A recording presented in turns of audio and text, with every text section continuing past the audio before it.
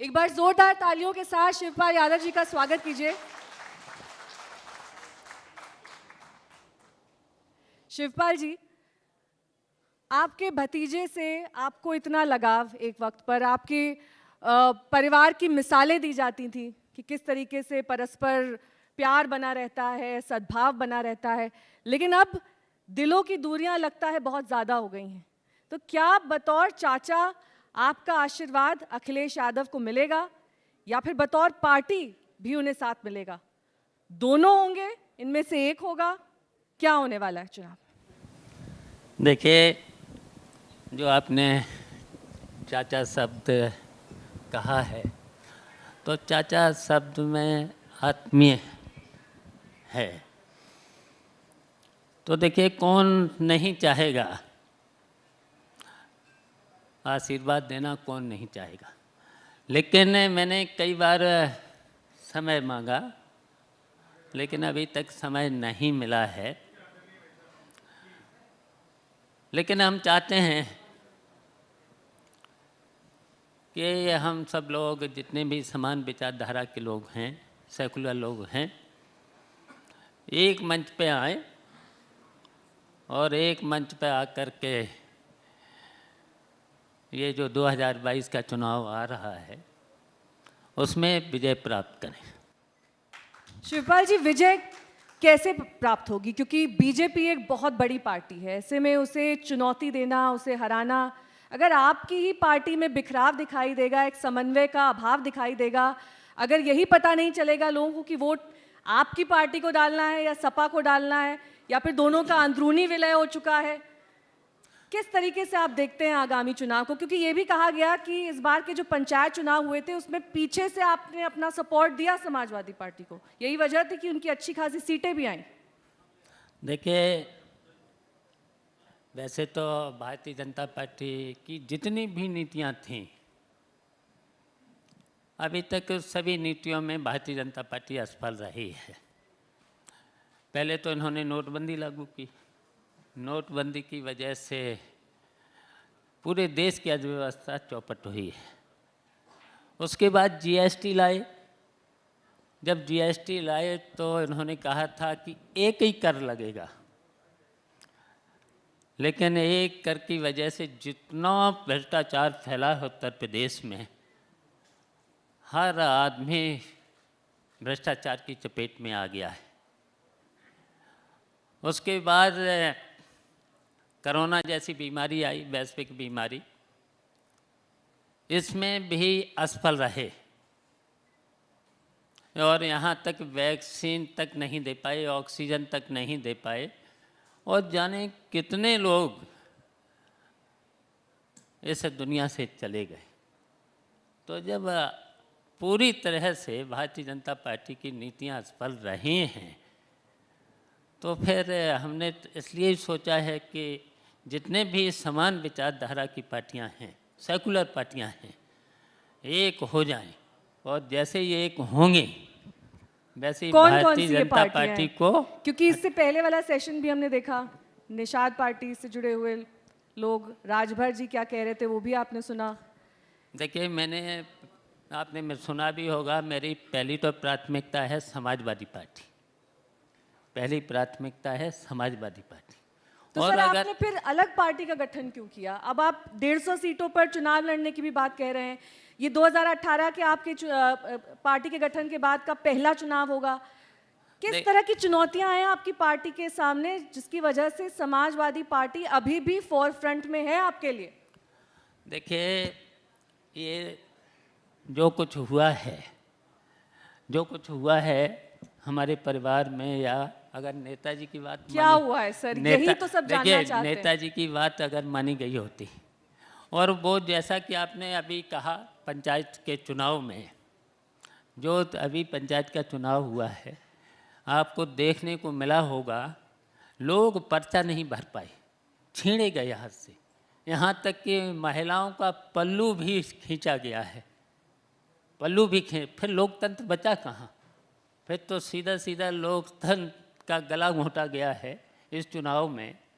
लेकिन आरोप तो जब आपकी सरकार थी तब ज़्यादा लगते थे लॉ एंड ऑर्डर को लेकर, कि उस समय गुंडा राज था, उस समय किसी तरह की कोई कानून व्यवस्था नहीं थी? देखिए, मैंने हमेशा हमेशा कहा है, अगर कहीं पर भी कोई भी गलती करता है, अगर कानून की अवहेलना करता है, संविधान पर नहीं, संविधान के अनुसार नहीं चलता है, तो उसके खिलाफ कार्रवाई होना चाहिए।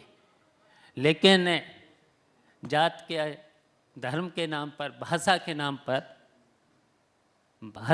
पर अगर कहीं पर भी संविधान की अवहेलना अगर करेगा तो वो तो गलत है। तो जाति के नाम पर, धर्म के नाम पर, भाषा के नाम पर चुनाव ना लड़ा जाए। इन सबसे ऊपर क्या है मुद्दा? राम मंदिर का मुद्दा, ये अहम मुद्दा होगा? और क्या मानते हैं आप, इससे ध्रुवीकरण होगा? देखिए, भगवान राम तो एक विचार और आस्था के प्रतीक थे। अब वो मुद्दा तो खत्म हो चुका है, कोर्ट ने मुद्दा खत्म कर दिया, मंदिर बनेगा। कल तो योगी जी गए ना सर, वहाँ शिलान्यास का 1 साल हुआ, वहाँ पर भव्य कार्यक्रम का आयोजन हुआ। अच्छा, मंदिर और राम और इनमें तो सबको आस्था है, मुझको आस्था है। और जैसे ही मंदिर बनेगा सबसे पहले हम जाएंगे, दर्शन करेंगे रामलला के, बने तो। आपने कहा कि आपका प्यार, स्नेह, आशीर्वाद सब कुछ अखिलेश पाएंगे आगामी चुनाव में। कल उन्होंने एक बहुत महत्वपूर्ण साइकिल रैली करी, आप उसमें शिरकत नहीं कर पाए या फिर जानकर नहीं गए? देखिए, उनकी पार्टी अभी समाजवादी पार्टी अलग है, हमारी प्रगतिशील समाजवादी पार्टी लोहिया अलग है। अलग है, पर बतौर चाचा ही चले जाते हैं आप आशीर्वाद दे आते अपने भतीजे को। अब हमने कार्यक्रम की शुरुआत ही इसी सवाल के साथ करी थी, आपने कहा कि मेरा आशीर्वाद प्राप्त तो है। जो मैंने कहा, मैंने समय पर समय मांगा, समय नहीं मिला है। लेकिन मैं जानता हूं कि देखिए, समाजवादी पार्टी जब मेरा तो 40 साल का समाजवादी जो सफ़र है, जो मैंने नेताजी के साथ काम किया है, नेताजी ने दुश्मनों को भी गले लगाया और गले लगा करके उन्हें संतुष्ट किया है और संतुष्ट करके आगे बढ़े हैं। ये किस दुश्मन की बात कर रहे हैं आप? आजम खान की बात कर रहे हैं? आजम साहब दुश्मन नहीं थे। आपको लगता अगर नहीं उनके साथ? आपको जानकारी है तो पता कर लेना। आपको लगता है कि गले लगाया है, मैंने आपको कहा लगता है गले कि उनके लगाया साथ और अन्याय आगे हुआ है बढ़े हैं। आजम खान दुश्मन नहीं थे, साथी थे। और नेताजी ने दुश्मनों को भी, मैंने कहा, गले लगाया, वो तो साथी थे। समाजवादी परिवार में और जितने भी समाजवादी लोग हैं, एक परिवार के रूप में रह कर के चले हैं, तब पार्टी इतनी बड़ी है। नेताजी तीन बार मुख्यमंत्री बने हैं, 1 बार रक्षा मंत्री बने हैं। तो ये मेरा कहने का मतलब है। और उसी तरीके से अगर भतीजा चले तो मुझे क्या ऐतराज़, नेताजी की राह पर चले। अगर जो अगर मतलब नहीं चलते हैं इस तरीके के, इस तरीके से जो रास्ते बदलते रहते हैं, स्थिर नहीं रहते। कौन बदल रहा है रास्ता? स्थिर नहीं रहते हैं। कौन नहीं स्थिर रह रहा है? अभी आप नाम ही नहीं ले रहे किसी का। मैं नाम नहीं लेना चाहता हूँ। साइकिल की हवा निकालने में कौन लगा हुआ है?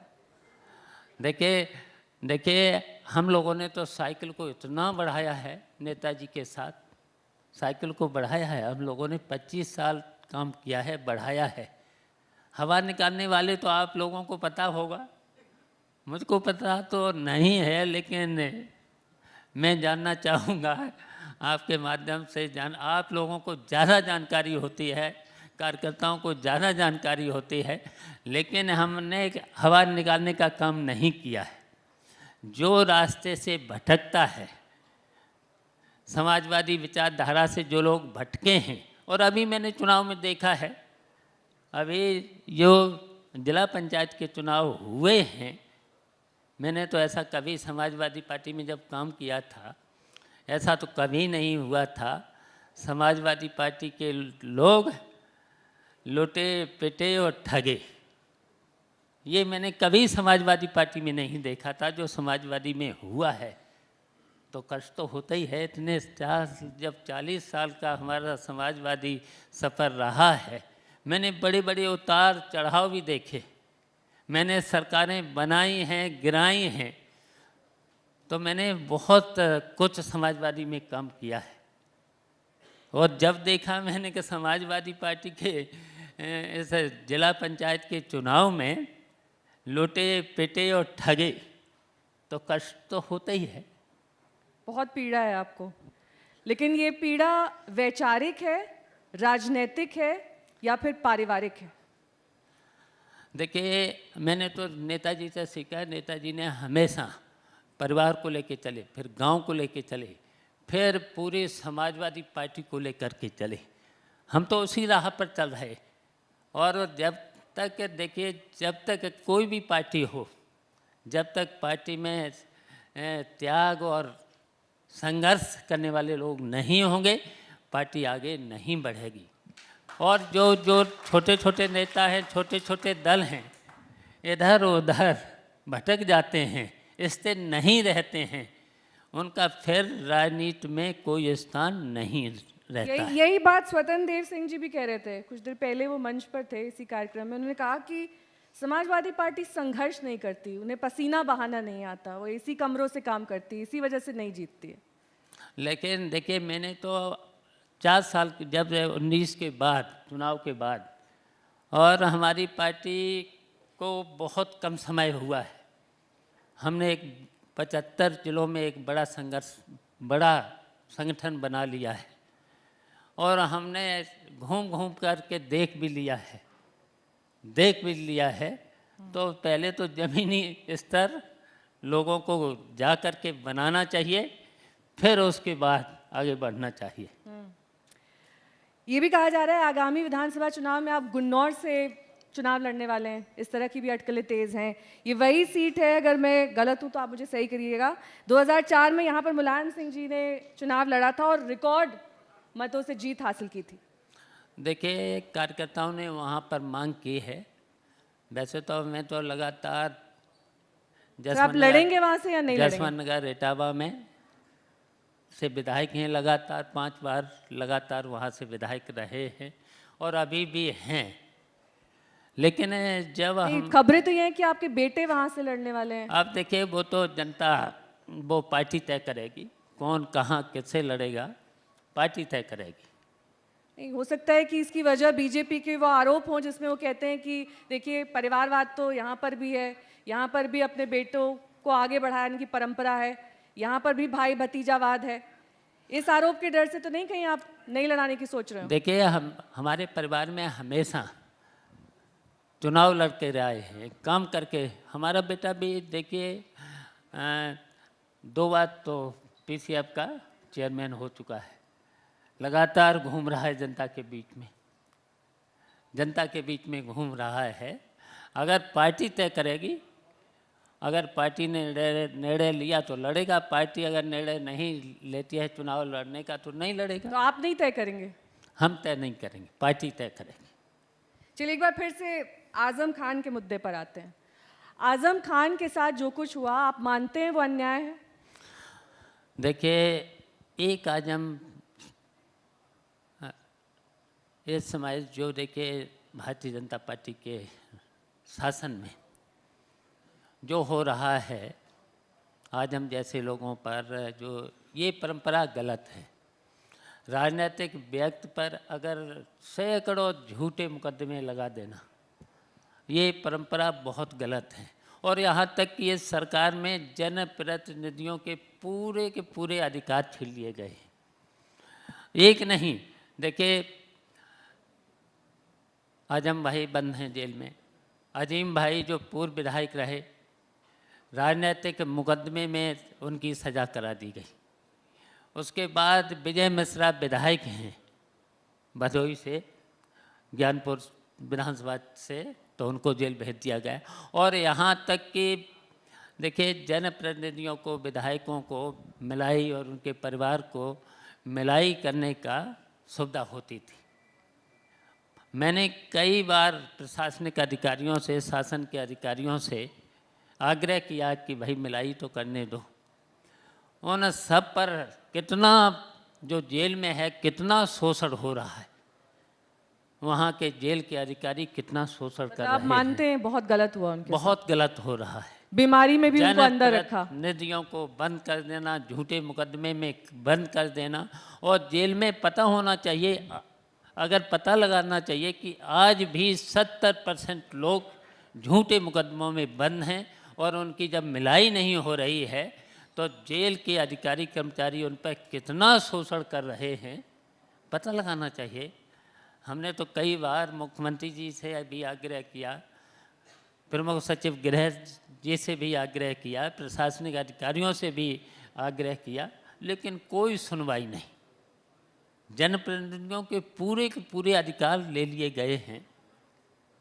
कोरोना के नाम पर 2 साल हो गए हैं, किसी की जेल में जो बंद हैं, झूठे बंद हैं, उनसे मिलाई भी नहीं हो पा रही।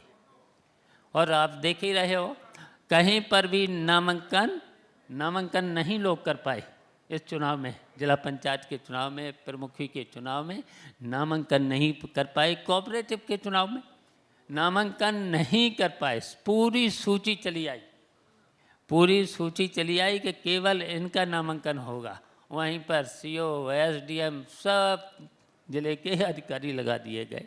तो फिर लोकतंत्र कहाँ? फिर लोकतंत्र का तो सीधा गला घोंटा गया है। फिर तो पूरा सरकारीकरण कर देना चाहिए उनको। नहीं, पर शिवपाल जी, पूरा विपक्ष एकजुट हो रहा है, पूरा विपक्ष लामबंद हो रहा है, बहुत मजबूत पार्टी से लोहा लेना है। और इसकी एक बानगी हमने देखी थी संसद भवन के बाहर। शिवपाल यादव भी उस चीज़ का समर्थन करते हैं कि विपक्ष को एकजुट हो जाना चाहिए, क्योंकि कांग्रेस के साथ विलय करके समाजवादी पार्टी देख चुकी है। तो अब दूध का जला छाछ तो फूक कर कम से कम पीना ही चाहिए। रामगोपाल यादव जी भी पहुंचे थे वहां पर, कह रहे थे कि पेगासस जासूसी मामले की जांच होनी चाहिए, और इस पर हम कांग्रेस का और तमाम विपक्षी पार्टियों के साथ हैं। देखिए, मेरी तो पहली प्राथमिकता है समाजवादी पार्टी, उसके बाद अन्य पार्टियां भी हैं, कांग्रेस भी है, अन्य पार्टियां भी हैं, बसपा भी है, बड़ी पार्टियां हैं। तो अगर प्राथमिकता है, अगर समाजवादी पार्टी से हो जाएगा तो ठीक है, नहीं तो हम किसी बड़ी पार्टी, एक पार्टी से जरूर समझौता करके 2022 का चुनाव लड़ेंगे। मैं इतना जानता हूं, जहां पर प्रगतिशील Samajwadi A, B, C, D और कितने जहां ऑप्शन पर हैं आपके पास शिवपाल देखिए, जी? जहां पर भी प्रगतिशील समाजवादी पार्टी होगी, वहीं ऑप्शन उसी ए की, समाजवादी पार्टी, देखिए, हाँ, ऑप्शन उसी बी की कोई सरकार, बड़ी पार्टी, आपने उसी की बोला। 2022 में सरकार होगी। ठीक है, लेकिन क्षेत्रीय पार्टियों की भी हम यहाँ पर चर्चा कर रहे थे, जो छोटी छोटी पार्टियां हैं, उनके भी कई सेशंस हुए, उनके भी नेता यहाँ पर मौजूद है। उनका क्या रोल देखते हैं आप विधानसभा चुनाव में? क्षेत्रीय पार्टियां, छोटी पार्टियां, उनका वोट बैंक कितना मायने रखता है शिवपाल यादव जी के लिए? देखिए, वैसे तो वोट तो काफ़ी है बैकवर्ड का, पिछड़े लोगों का, लेकिन उनके नेताओं को पहले स्थिर रहना चाहिए, ज़मीनी स्तर पर उनको काम करना चाहिए। ज़मीनी स्तर पर काम नहीं करेंगे, स्थिर रहेंगे नहीं, आज इधर कल उधर, फिर पता नहीं हो क्या बोले। तो पहले उन्हें अपना स्तर ठीक रखना चाहिए, संघर्ष भी करना चाहिए पहले जनता के बीच में। बहुत सी समस्याएं हैं जनता की, तो उनके बीच में, जनता के बीच में रह करके संघर्ष भी करना चाहिए। बातों से कुछ नहीं होना है। एक संघर्ष किसान भी कर रहे हैं शिवपाल जी, उनको कितना सपोर्ट देते हैं आप, कितना समर्थन देते हैं? उनकी मांगे जायज है? जो भी कृषि कानून बना है, जो भी 3 कानून लाए हैं, तीनों किसान विरोधी कानून हैं, और 7 महीने से राकेश टिकैत के नेतृत्व में पूरे देश का किसान धरने पर बैठा है। हम तो राकेश टिकैत से कहेंगे, निकलें इस 2022 के चुनाव में, जनता के बीच रहें, चुनाव लड़ें, और मजबूती के साथ किसानों की समस्या रख कर वो भी आने वाले हैं यहीं पर। सरकार के टिकैत खिलाफ आने लड़ वाले हैं करके शिवपाल जी। विधानसभा में आए और मजबूती के साथ किसानों की बात को रखें और मनवाएं। तो आप समर्थन देते हैं उन्हें? बिल्कुल समर्थन है हमारा। राकेश टिकैत को पूरी तरह से, जितने भी किसान वहाँ पर बैठे हैं, उनको पूरी तरह से समर्थन है। क्यों? किसान कितना, पूरे देश का अन्नदाता की हालत क्या है, दुर्भाग्य हमारे देश का दुर्भाग्य है कि अन्नदाता की स्थिति आज क्या है, सड़कों पर बैठा हुआ है। एमएसपी नहीं दे पाई, न्यूनतम समर्थन मूल्य नहीं दे पाई सरकार, झूठे वादे किए हैं। हम भी मिनिस्टर रहे हैं, हमारे पास भी मंडी जब विभाग था, पता लगा लेना, मैंने पूरे उत्तर प्रदेश में किसानों को न्यूनतम समर्थन मूल्य एक आदेश में पूरे किसानों को पूरे प्रदेश में न्यूनतम समर्थन मूल्य दिया था। लेकिन यहाँ तो किसानों को कहीं पर भी, पिछले साल धान का मूल्य 2400 रुपये था, इस साल कहीं 1100, कहीं 1200, 1300 रुपये से ज़्यादा कुंटल नहीं मिला है। उसी तरीके से इस वर्ष भी गेहूं की खरीद में 1975 रुपये किसानों को मिलना चाहिए था, लेकिन कहीं पर भी 1600 रुपये से ज़्यादा किसानों को नहीं मिला है। तो बताइए, जब अन्नदाता के इस देश में ये स्थिति हो तो फिर अन्नदाता, फिर तो हमारे देश का दुर्भाग्य ही है। सरकार तो ये कह रही है बिल वापसी नहीं होगी, बातचीत हो सकती है, उसके रास्ते खुले हुए हैं, लेकिन बिल वापस नहीं हम होगा। तो कहेंगे पूरे देश का किसान एक हो जाए, और जिस दिन इस किसान पूरे देश का एक हो जाएगा तो फिर तो या तो वापस ले लेगी या फिर यहाँ से तो यूपी चुनाव में ये भी एक अहम मुद्दा होगा, किसान आंदोलन। बिल्कुल, किसान आंदोलन भी होगा, भ्रष्टाचार भी होगा, महंगाई भी होगी। कोरोना में भी जो असफल कैसे रहे। आंकते हैं आप योगी जी के कामकाज को कोरोना के दौरान? देखिए, वैसे तो आपने सुना ही होगा, विधानसभा में मैंने कहा था कि योगी जी ईमानदार हैं, मेहनती हैं, लेकिन उत्तर प्रदेश की नौकरशाही उनके कब्जे में नहीं है। जो हाल तहसीलों में है, जो हाल थानों में है, बिना रिश्वत के कहीं पर भी काम नहीं हो रहा है। भ्रष्टाचार, योगी जी की सरकार तो ये कहती है कि भ्रष्टाचार कम हुआ है। भ्रष्टाचार तो इस तरीके से थानों और तहसीलों में पस रहा है, बिना पैसे के कहीं काम हो ही नहीं रहा।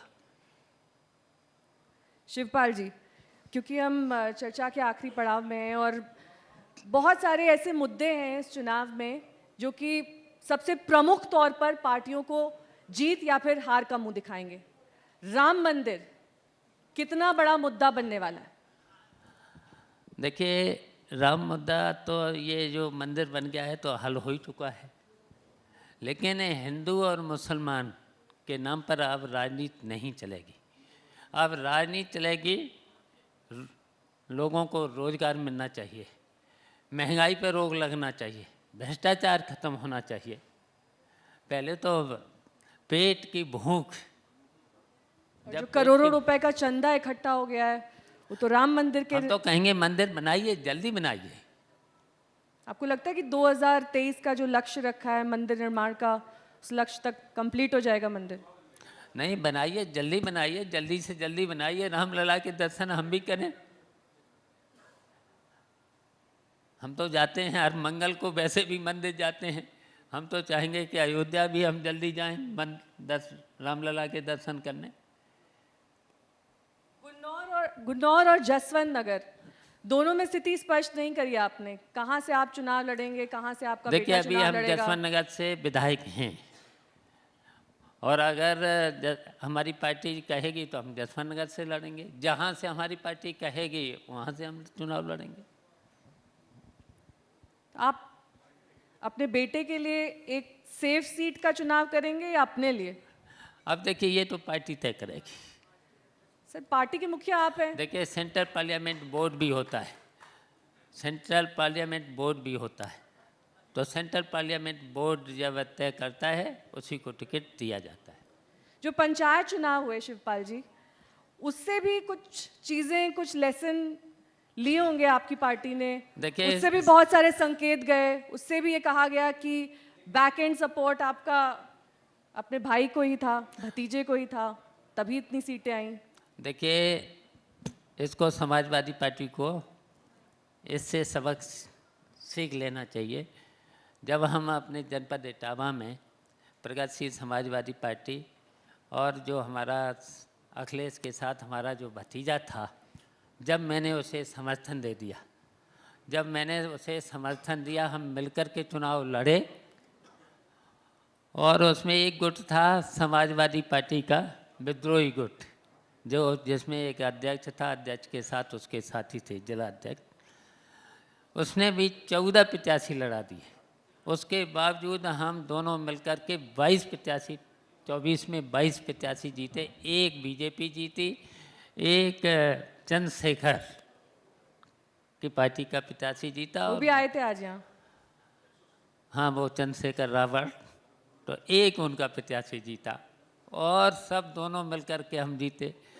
और हमारे विधानसभा में 4 ब्लॉक प्रमुख की सीटें थीं, 3 तो निर्विरोध हुई, एक पर समाजवादी पार्टी और बीजेपी मिल करके हमारे प्रत्याशी के खिलाफ लड़े और सब ब्लॉक में भी हम भारी मतों से जीते।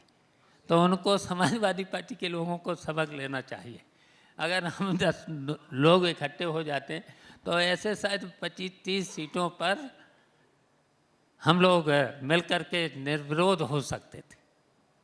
चलिए, बहुत बहुत शुक्रिया शिवपाल धन्यवाद। जी हमारे साथ जुड़ने बहुत के बहुत लिए, इस धन्यवाद। चर्चा में शामिल होने के लिए। बहुत बहुत शुभकामनाएं आगामी चुनाव के लिए आपको।